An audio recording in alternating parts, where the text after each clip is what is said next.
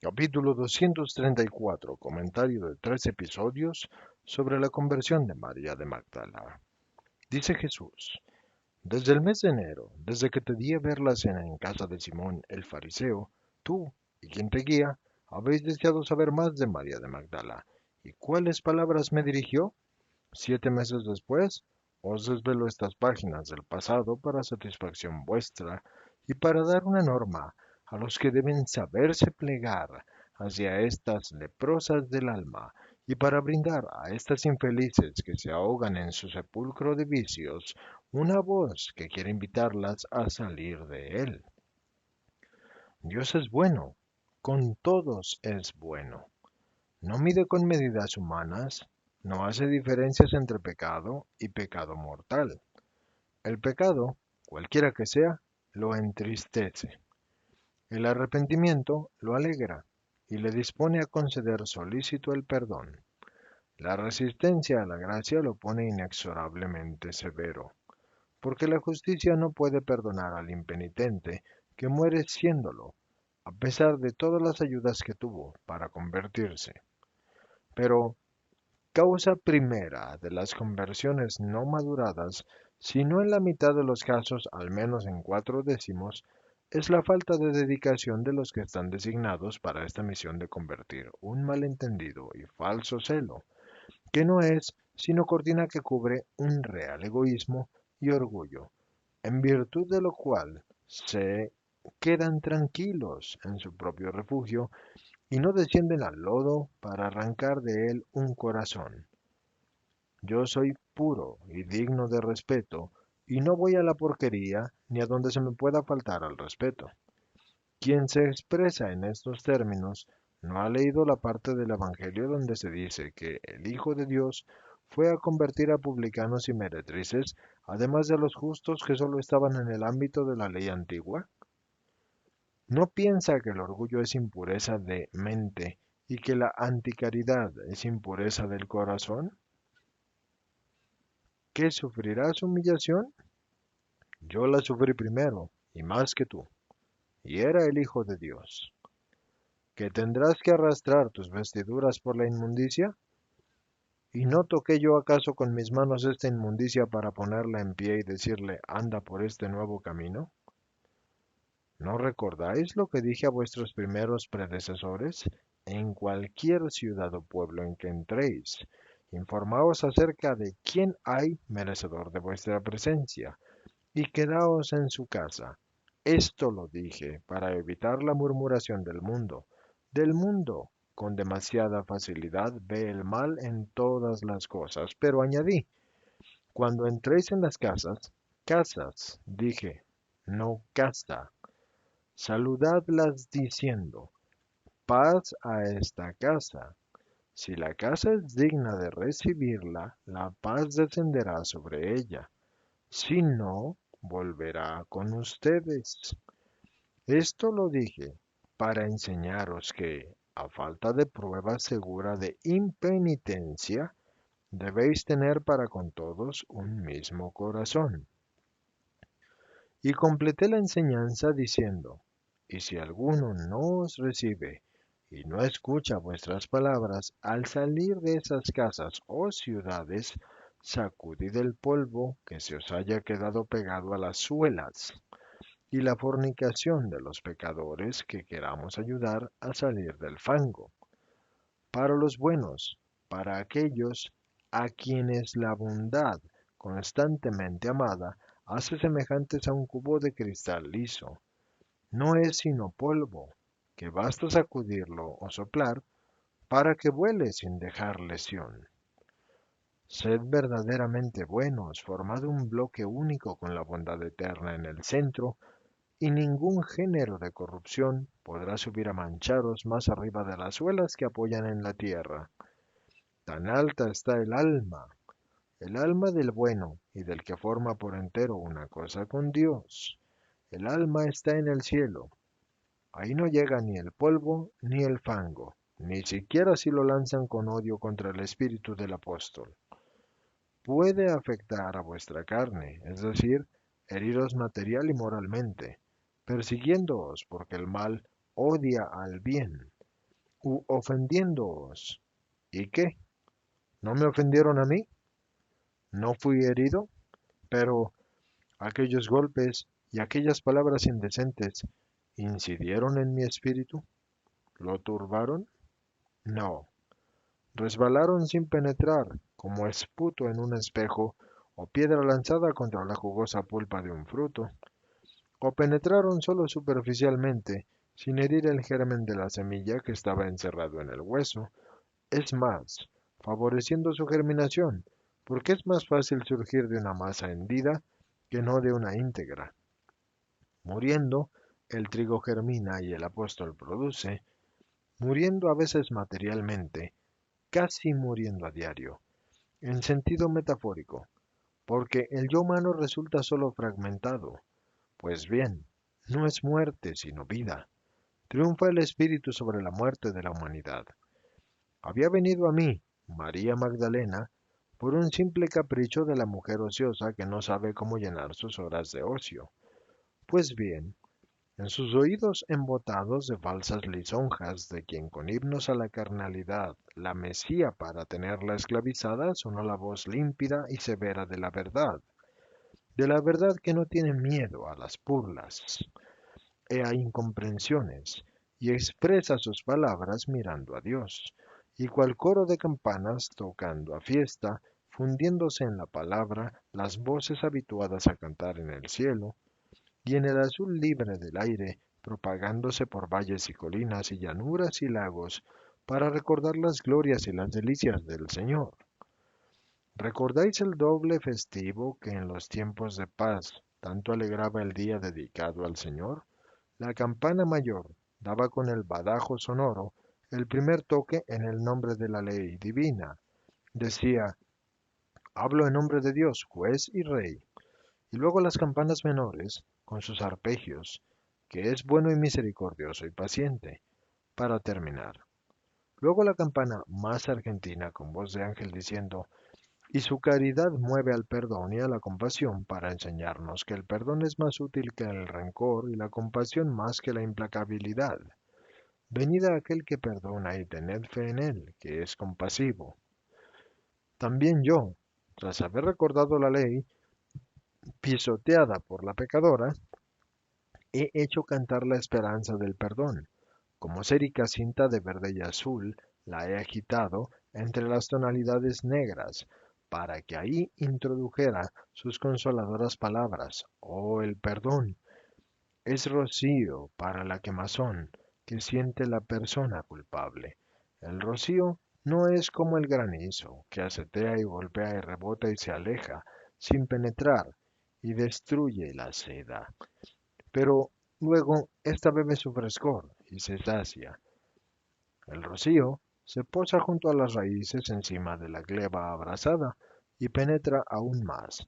Es una humedad de lágrimas, llanto de las estrellas, amoroso llanto de madres criando a sus hijos que tienen sed, y que desciende sobre ellos junto con la dulce y fecunda leche. Oh, los misterios de los elementos que actúan incluso cuando el hombre descansa o peca. El perdón es como este rocío.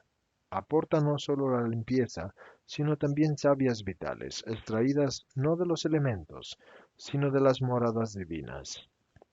Luego, tras la promesa del perdón, he aquí que habla la sabiduría y dice lo que es lícito y lo que no lo es, y conmina y remueve, no por severidad, sino por materna diligencia de salvar. ¿Cuántas veces vuestro sílex se hace aún más impenetrable y cortante para con la caridad que se inclina hacia vosotros? ¿Cuántas veces huís mientras ella os habla? ¿Cuántas os burláis de ella? ¿Cuántas la odiáis? Si la caridad usara con vosotros los modos que vosotros usáis con ella, ¿qué sería de vuestras almas? Sin embargo, ya veis que la caridad es la incansable caminante que va en busca de ustedes. Quiere llegarse a ustedes, aunque ustedes se guarezcan en unas asquerosas guaridas. ¿Por qué quise ir a aquella casa? ¿Por qué no obré en ella el milagro? Para enseñar a los apóstoles a comportarse desafiando los prejuicios y las críticas cuando se trata de cumplir un deber tan alto y que está lejos de estas casuchas y cosuchas del mundo. Porque le dije a Judas aquellas palabras. Los apóstoles eran muy humanos. Todos los cristianos son muy humanos, incluso los santos de la tierra, aunque en grado menor. Algo de humano persiste incluso en los perfectos. Mas los apóstoles no eran todavía perfectos. Lo humano estaba filtrado en sus pensamientos. Yo los elevaba, pero el peso de su humanidad les hacía descender de nuevo, para que cada vez bajaran menos. Tenía que meter en el camino de su vida cosas que sirvieran para detenerlos, y detener así su descenso de manera que se parasen en éste meditando y descansando, para luego subir más arriba del límite anterior. Tenían que ser cosas de un tenor adecuado para convencerlos de que yo era Dios. Por tanto, penetración de almas, victorias sobre los elementos, milagros, transfiguraciones, resurrecciones y ubicuidad. Estuve contemporáneamente en el camino de Emaús y en el cenáculo. Las horas de las dos presencias cotejadas por los apóstoles y los discípulos. Fue una de las razones que más los estremeció y los arrancó de sus lazos y los lanzó al camino de Cristo. Más que por Judas, miembro que incubaba ya en sí la muerte, hablé para los otros 11. El hecho de ser Dios tenía necesariamente que hacérselo lucir ante sus ojos, no por orgullo, sino por necesidad suya de formación. Era Dios y Maestro. Aquellas palabras lo manifiestan de mí. Revelo una facultad extrahumana y enseño una perfección. No tener conversaciones malas, ni siquiera con nuestro interior, porque Dios ve, y debe ver puro el interior para poder descender a Él y morar en Él. ¿Por qué no obré el milagro en aquella casa? Para que todos entendieran que la presencia de Dios exige un ambiente puro, por respeto a la excelsa majestad, para hablar, no con palabras pronunciadas con la boca, sino con una palabra aún más profunda, al espíritu de la pecadora, y decirle, ¿lo ves desdichada? Estás tan sucia que todo lo que te rodea se vuelve sucio, tan sucio que en torno a ti Dios no puede actuar. Tú, más sucia que éste, en efecto repites la culpa de Eva y ofreces el fruto a Adán, tentándolo y alejándolo del deber. Eres la ministra de Satanás. Pero, ¿por qué no quise que la llamara Satanás, la angustiada madre? Porque ninguna razón justifica el insulto ni el odio.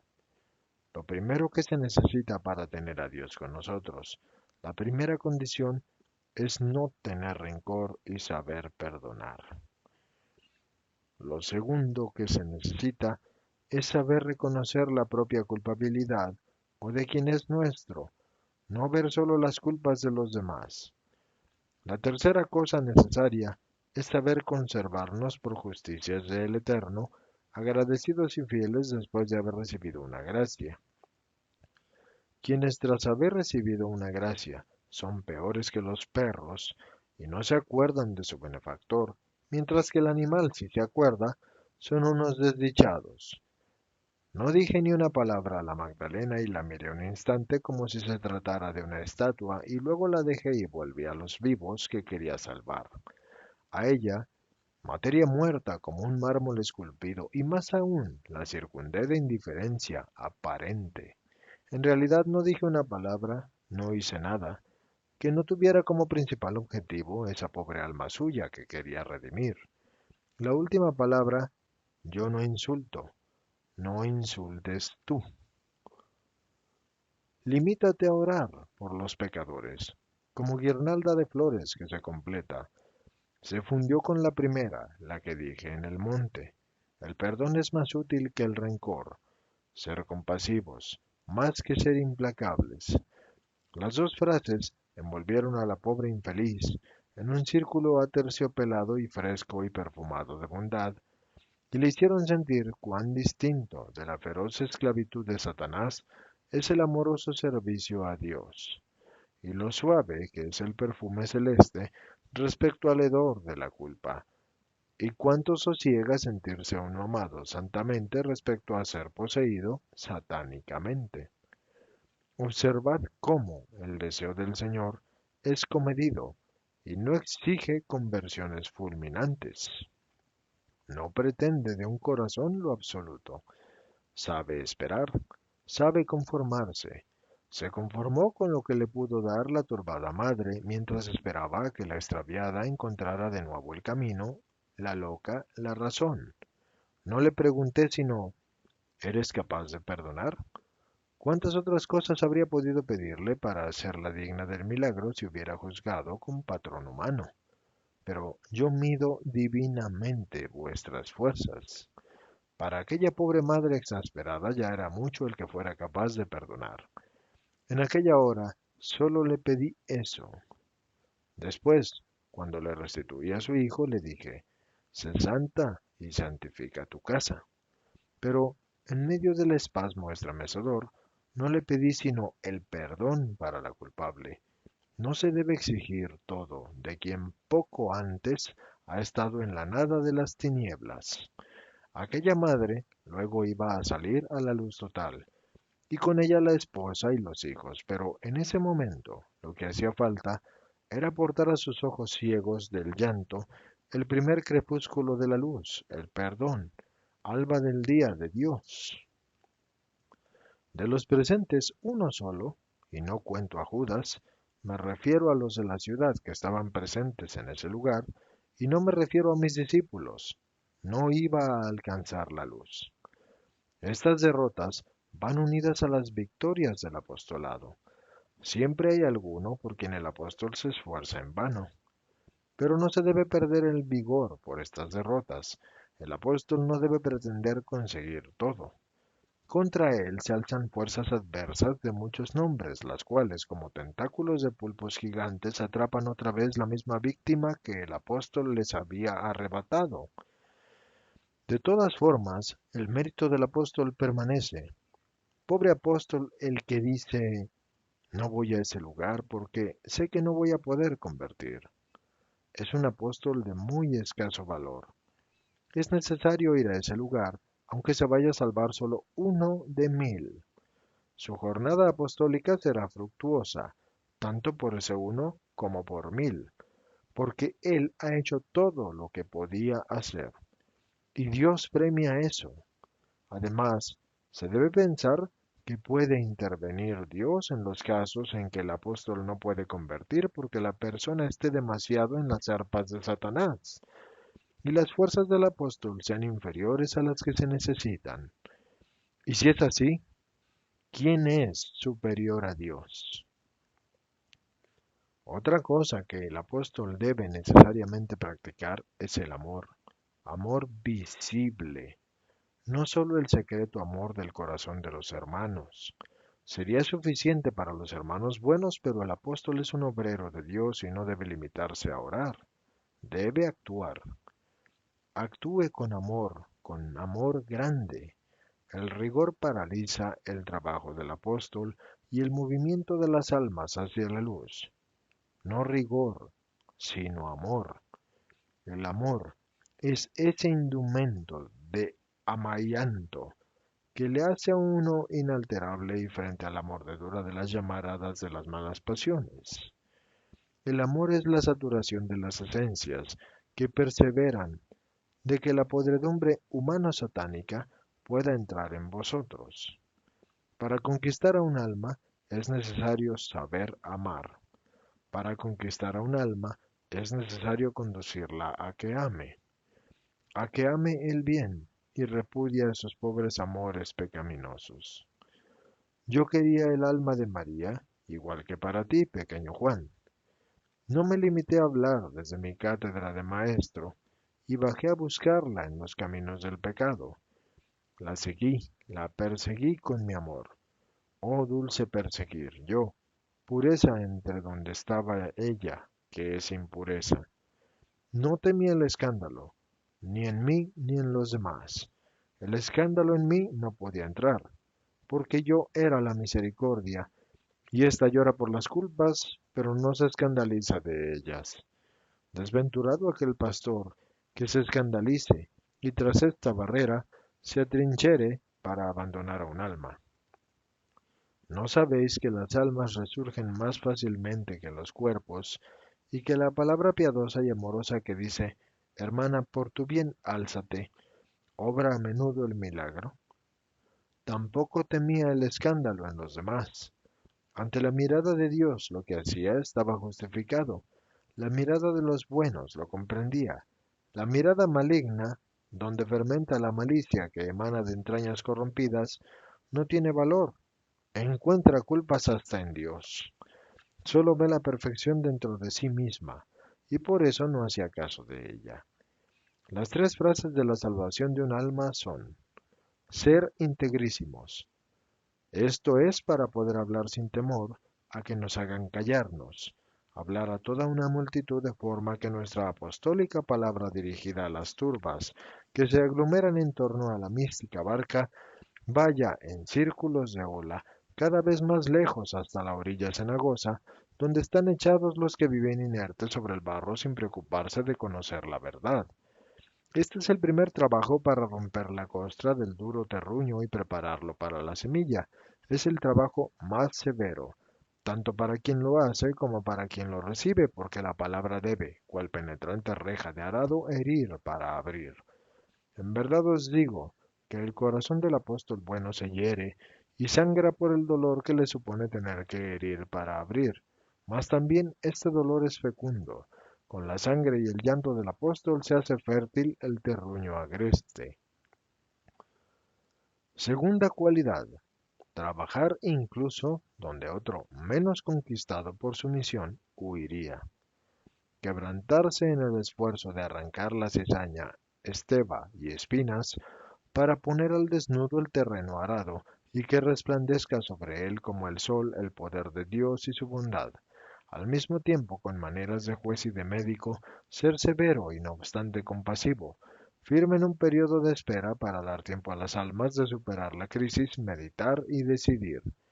El tercer punto: en el momento en que el alma, que en el silencio se ha arrepentido llorando y pensando en sus errores, se atreve a venir tímidamente con miedo a ser rechazada hacia el apóstol ha de tener un corazón más grande que el mar, más dulce que un corazón de madre y más enamorado que un corazón de esposo. Y ha de abrirlo de par en par para que broten de él olas de ternura. Si tenéis a Dios en vosotros, Dios, que es caridad, encontraréis fácilmente las palabras de caridad para las almas. Dios hablará en ustedes y por ustedes. Y el amor llegará, cual miel que resuma de un panal, para alivio de los labios ardientes y nauseados, cual bálsamo que fluye de una ampolla, para la medicina de los espíritus heridos. Doctores de las almas, haced que los pecadores os amen, haced que gusten el sabor de la caridad celeste y lo ansíen tanto que no busquen ya ningún otro alimento. Haced que sientan en vuestra dulzura un alivio tan grande que lo busquen para todas sus heridas. Es necesario que vuestra caridad aleje de ellos todo temor, porque, como dice la epístola en Juan 4:18, que has leído hoy, el temor supone el castigo. El que teme no es perfecto en la caridad. Pero tampoco es perfecto en la caridad el que produce el temor. No digan, ¿qué has hecho? No digan, vete. No digan, tú no puedes degustar el amor bueno. Antes, al contrario, decid en mi nombre, ama, y yo te perdono. Decid, ven, Jesús te abre los brazos. Decid, gusta este pan angélico y esta palabra, y olvida la pez de infierno y las burlas de Satanás. Haceos asémilas para llevar las debilidades de los demás. El apóstol debe llevar las suyas y las de los demás, junto con sus cruces y las de los demás. Y mientras venís a mí, cargados con estas ovejas heridas, tranquilizad estas ovejas errantes, decid, todo está olvidado en este momento. Decid, No tengas miedo del Salvador que ha venido del cielo por ti, exactamente por ti.